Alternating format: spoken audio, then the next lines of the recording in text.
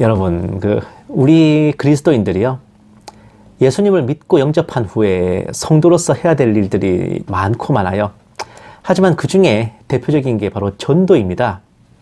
하나님께서는 구원받을 자들을 창세전에 예정하신 거랑은 별개로 그 예정된 영혼들을 깨워내기 위한 전도의 사명을 우리에게 주셨어요. 천하보다 귀한 영혼을 건져내는 전도는 그야말로 온 세상을 구하는 것과 같은 중대하고도 귀중한 사역입니다. 하나님께서는 각 사람의 탄생과 결말을 다 아시고 구원받을 영혼들을 택하시고 예정하셨으니 전도가 무슨 의미가 있냐라고 생각하시는 분들도 있겠지만요.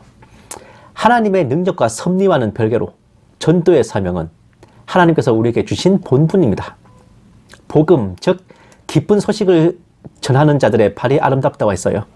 예수님께서도 부활 후에 승천하시면서 땅끝까지 모든 족속으로 제자를 삼아 주님께서 가르치신 모든 것을 가르쳐 지키게 하라. 즉 전도를 하라는 명령을 내리셨습니다. 그러니 어떤 방법으로든 복음을 전하고 전도하는 것은 한 사람의 그리스도인이 살면서 반드시 해야 할 직무인데, 사실 아주 많은 분들이 나 하나 나가서 외치고 전한다고 무슨 의미가 있을까? 전도지를 뿌리고 돌리고 붙이고 한 데서 누가 읽어보기라도 할까? 혹은 쪽이 팔리기도 하고 괜한 시간 낭비, 노력 낭비만 되는 게 아닐까 하는 생각들로 전도를 주저하십니다. 그도 그럴 것이 열심히 전도한다고 하는데 사실 그 당시에는 이게 무슨 성과가 있는지 드러나지도 않기 때문이에요. 전도지를 돌리고 복음을 전했대서 수십 명, 수백 명씩 턱턱 회심하고 영접하고 하는 것은 성경책에나 나오는 얘기고, 혹은 그 무슨 전도 왕들의 간증집에서나 나오는 그야말로 전설의 레전드입니다. 이런 생각이 들 때마다 저는 제 경험을 떠올려 보곤 합니다. 학교 앞에서 나눠주던 전도지 하나가 어떤 나비 효과를 불러왔는지에 대해서 말이에요. 1999년 당시 14살이었던 저는 잊을만 하면 교문 앞에서 나눠주는, 전도지 나눠주는 분들을 볼 수 있었어요. 아마 그 인근 교회에서 나온 전도사님하고 집사님들이었던 것 같아요. 주로 등교 시간이었고 학생들에게 열심히 전도지를 나눠주셨는데 대부분 잘 읽어보지도 않고 버리거나 했습니다. 모태신앙이라서 제가 이미 교인이었는데 그렇게 버려지는 전도지를 보면서 참 속이 쓰렸죠. 뭐 하러 사서 고생들을 하는지 그 전도하시는 분들을 이상하게 생각하기도 했습니다. 그러던 어느 날 학교 앞에서 나눠주던 전도지가 약간 바뀌었어요. 근데 한 장으로 그냥 다 내용을 담는 게 아니라 짧은 만화를 담은 소책자였습니다. 이거를 다시 구해보려고 무진 애를 썼는데 이게 너무 오래돼서 아예 없나 봐요. 제목은 총잡이 빌리였고 이게 미국에서 나온 전도용 만화를 번역한 것 같았습니다. 서부 개척시대를 배경으로 했어요. 주인공인 빌리는 무법자의 살인 청부업자로 주변 사람들의 두려움의 대상이었습니다. 그런데 어느 날 살인 의뢰를 받죠.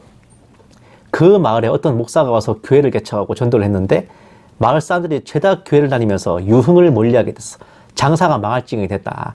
그 목사를 죽여달라 라는 업주들의 의뢰였습니다. 빌리는 충분한 보수를 준다는 말에 오케이 했고 주일에 그 교회로 가서 예배드리는 성도들 사이에 끼어앉아 목사님이 설교하는 걸 보고 있었죠. 목사님은 천국과 지옥에 대해 설명하기 시작했습니다. 예배가 끝나는 대로 목사님을 죽이려던 빌리는 혹시나 자기가 지옥에 가면 어쩌나 하는 걱정에 마음이 흔들렸죠. 목사님이 예수님에 대해 설명하면서 어떤 죄인이든 누구나 영접함으로 받는 구원에 대해 알려주자 빌리는 얼른 목사님의 앞으로 나가 무릎을 꿇고 저 같은 흉악한 죄인이 용서받을 수 있다고는 한 번도 생각해보지 못했습니다 라며 눈물을 흘리죠. 목사님은 그런 빌리를 위로하면서 구원에는 어떤 차별도 없다 하면서 그를 위해 기도해 주었습니다. 한편 빌리가 교회에 있다는 말을 들은 마을 보안관은 얼른 교회로 달려왔고 예배를 마치고 교회를 나오던 빌리는 그대로 체포돼서 끌려갔습니다. 목사님은 감옥으로 면회를 가서 이제 당신은 구원받은 하나님의 아들이니 염려 놓으라고 격려했고 빌리는 이제 내일이면 주님을 뵐 수 있겠군요 라면서 평온하게 사형 집행을 받아들였습니다. 처형을 당한 빌리는 천국으로 올라가 하나님의 보좌 앞에 엎드렸고 하나님께서는 잘 왔다 내 아들 빌리야 라고 맞아주셨는데, 그러는 사이 마을에서는 목사님이 그 보안관에게 얘기를 하고 있었습니다. 빌리는 주님을 영접하고 천국에 가는데 당신은 어떻게 하실 거냐? 예수님을 믿고 영접하지 않으면 구원받지 못하는 걸 모르시냐? 라고 목사님이 진작에 얘기했는데 보안관은 뭐라 그랬냐? 이봐요, 목사님. 나도 다 알아요. 교회도 다닌다고요. 그것도 40년씩이나. 신경 끄세요. 딴 사람들한테나 전하시라고요. 이러면서 말을 타고 그냥 달려가 버렸습니다. 그런데 중간에 갑자기 독사가 튀어나와서 그를 물어버렸고, 목숨이 끊어진 그의 영혼을 검은 옷에 지옥 사자들이 나타나 그대로 유황불 지옥으로 데려갔는데, 끌려가던 보안관이 다급하게 말합니다. 아니, 이건 뭔가 잘못됐어. 난 착하게 살았단 말이야. 교회도 40년이나 다녔다고. 근데 왜 내가 지옥으로 가야 돼? 라고 따지자, 이 지옥 사자들은 넌 예수님의 보혈이 죄를 사하고 영혼을 구원한다는 걸 안 믿었으니까 라고 대답하며 그를 끌고 갔습니다. 만화 마지막 페이지에서는 이제 천국에서 웃고 있는 빌리와 지옥에서 불타고 있는 보안관을 나란히 보여주면서 구원을 받고 못 받고는 선한과 악한가의 문제가 아니라 믿는가 안 믿는가의 문제이고, 한 번 태어난 아이가 어머니 뱃속으로 다시 들어갈 수 없듯이 한 번 받은 구원은 결코 잃어버릴 수 없음을 설명해 주면서 끝났습니다. 저는 이때 처음으로 구원과 복음, 예수님의 보혈과 죄사함의 능력에 대해 뇌리에 꽂히듯이 깨닫게 됐습니다. 11살 때부터 계시록을 읽고 강해설을 보며 공부하면서도 정작 구원과 복음에 대해서는 전혀 생각을 못했어요. 교회만 왔다 갔다 하며 지냈던 겁니다. 교회를 다니니까 당연히 천국 가겠지. 뭐 그렇게 썩 나쁜 짓 안 하고 살았으니 어련히 구원받겠지. 이런 생각을 하던 저는 그 전도 만화를 받았던 순간부터 복음 탐구의 여정으로 신앙생활의 시즌2가 시작됐습니다. 전도지를 받은 그날 깨달은 구원 복음의 원리가 그날 이후 수도 없이 들은 행위 구원적인 설교, 행위에 따라 구원이 취소되고 버려진다는 설교, 한 번 구원은 영원한 구원이 아니라는 설교들에 의해 참 많이 휘청거렸어요. 하지만 끝끝내 그날 받은 전도지에서 얻었던 감동을 잊지 않고 간직하며 중심을 잡았어요. 세월이 흘러 2009년에 로마서를 정독하면서 마침내 구원의 확신과 감격을 얻어 주님 앞에 엎드렸습니다. 전적으로 타락한 죄인, 자력으로 회생 불가한 무능력자, 그러한 저를 오로지 택하시고 사랑하셔서 십자가에서 보혈을 흘려주셔서 구원하셨다는 그 은혜를 깨닫는 그 순간 저는 앉아있던 의자에서 굴러떨어지듯 내려와 바닥에 납작 엎드렸습니다. 내가 무엇이기에 나를 위해 십자가를 지시고 창을 맞으시고 피를 흘리셨느냐, 수도 없이 여쭤봤습니다. 주님께.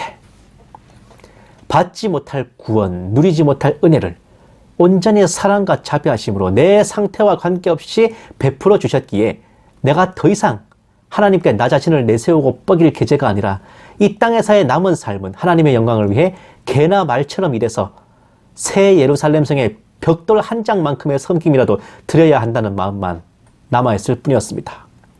오직 성경, 오직 믿음, 오직 은혜, 오직 예수, 그리고 오직 하나님의 영광을 위하여, 이것이 제 신앙 인생에 이루어졌던 겁니다. 그렇게 저는 시간이 흘러 주의 종이 되어 여기까지 이르렀죠. 이 모든 것은 23년 전 학교 앞에서 이름 모를 전도자들이 나눠주신 그 전도지 한 장에서 시작됐던 겁니다. 그분들은 그날 자신들이 나눠준 전도지를 받아간 학생들 중에서 시대의 징조를 분별하고 마지막 때에 눈을 시퍼렇게 뜨고 성도들을 깨워내는 주의 종이 나타나게 될 줄 예상하셨을까요?